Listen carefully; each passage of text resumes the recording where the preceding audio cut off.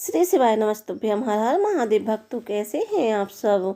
आज की कथा की जानकारी आपको इस वीडियो से मिलने वाली है। आज प्रदोष मासिक शिवरात्रि सोमवार का दिन है। ये विशेष योग बन रहा है। आज के उपायों के बारे में हम जानकारी देने वाले हैं। अगर आप किसी कारणवश कथा नहीं सुन पाए हैं तो छोटी सी वीडियो से इस कथा का पूरा रस तत्व प्राप्त होने वाला है।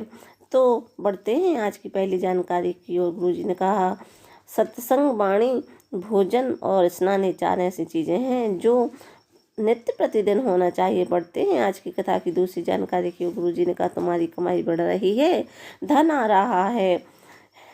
धन में, घर में कमाई का धन आए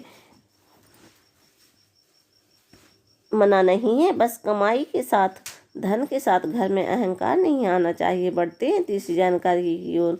एक बात तो सच है, ससुराल का अभिमान दामाद तोड़ देता है और दामाद का अभिमान ससुराल तोड़ देता है। बढ़ते हैं आज की कथा की चौथी जानकारी की ओर। दुनिया के लोगों को लगता है कि कुबेरेश्वर धाम क्यों ना जाएं, तो हमारा निमंत्रण है। गुरुजी ने कहा, जीवन में एक बार कुबेरेश्वर धाम में होने वाले रुद्राक्ष महोत्सव में जरूर जाएं। गुरुजी ने कहा, अपने साथ ओढ़ने का और बिछाने का अपने साथ जरूर लेकर आएं, एक छाता भी लेकर आएं और कुबेरेश्वर धाम में कंकर की धरा में कहीं पर भी बैठकर भक्ति करो, पूजन करो। बाबा खाली हाथ नहीं भेजेगा, ये निश्चितता है। बढ़ते हैं आज की कथा की पांचवी जानकारी की ओर। 27 जनवरी को विशेष योग बन रहा है। 27 जनवरी सोमवार को है, प्रदोष भी है और मासिक शिवरात्रि का भी दिन है।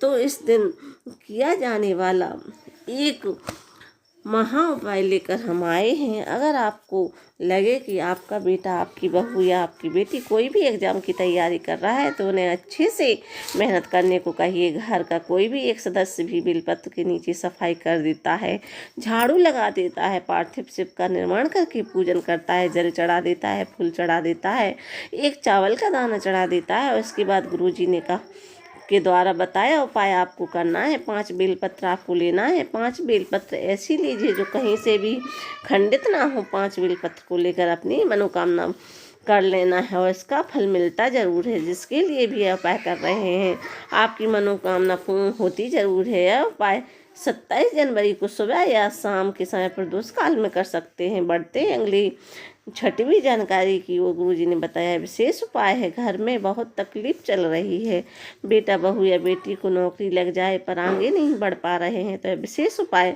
जरूर करके देखिएगा। इस उपाय में आपको एक बेलपत्र की आवश्यकता होगी, 7 दाने चावल के लेना है, एक थोड़ा सा पीला चंदन लेना है और आपको पीले चंदन को घिसकर प्राप्त करना है। उसकी गोली बना लेना है और गोल लिंगनुमा आकृति बनाने के बाद आपको बेलपत्र की बीच वाली पत्ती पर रख देना है। उसके बाद घर पर ही उस बेलपत्र को प्लेट में रख लीजिएगा।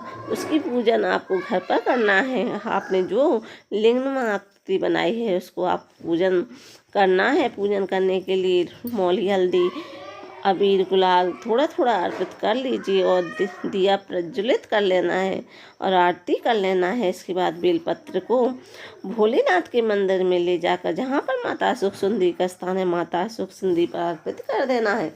इस उपाय के अंतर्गत आपको बेलपत्र को आपको सीधे ही अर्पित करना है। आप पलट कर अर्पित करेंगे तो जो सामग्री आपने घर पर पूजा की है वो गिर जाएगी। ये उपाय गुरुजी ने इसी तरीके से करने को बताया है। सीधी ही बेलपत्र अर्पित करनी है और जलाधारी की ओर डंडी रखते हुए अर्पित करनी है और दीपक आपको प्रज्वलित कर देना है। दोनों दीपक लंबी बाती के नहीं और दोनों दीपक गोल बाती के नहीं होंगे। दोनों दीपक में ना गोल बत्ती रखनी है ना लंबी बत्ती। एक गोल बाती वाला दीपक बनाना है और एक लंबी बाती वाला दीपक बनाना है।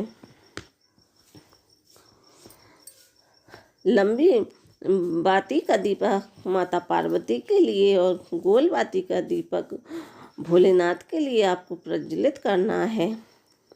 दोनों ही दीपक घी के प्रज्वलित करना है। ये उपाय आप सोमवार की अष्टमी, प्रदोष या मासिक शिवरात्रि पर कर सकते हैं। ये उपाय अगर एक बार भी करेंगे तो पर्याप्त है, बार बार करने की आवश्यकता नहीं है।